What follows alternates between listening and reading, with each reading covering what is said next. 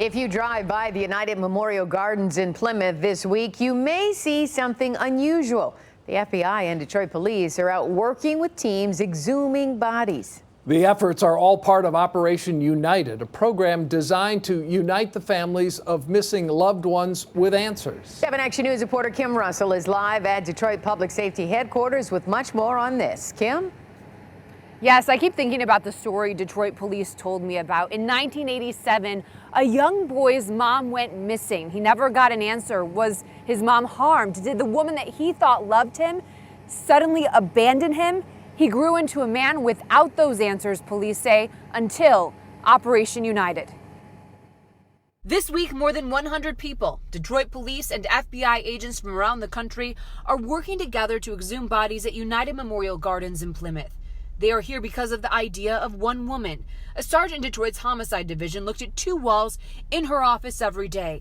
A wall of families looking for loved ones, and a wall of Jane Does and John Does buried in cemeteries that police are working to identify. It became frustrating. I'm looking at this wall every day, all these cases, hundreds of them, and I know their families are right on the other side of the wall. I just can't prove it without the DNA. You see, before 2013, it was not standard procedure to collect DNA of unidentified people buried in so-called paupers' graves.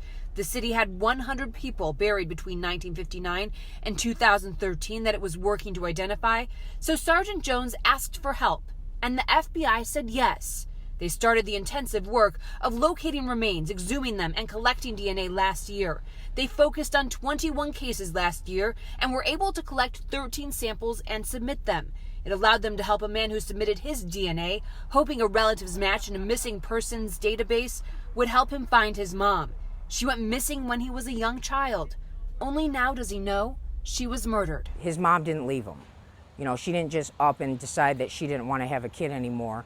Something tragic had happened to her. Sergeant Jones says letting that man know that means the world to her. She says if you have a missing relative, you can put your DNA in the system and look for a match. He never gave up, and even though it took over 30 plus years, you know, he now at least has his mom.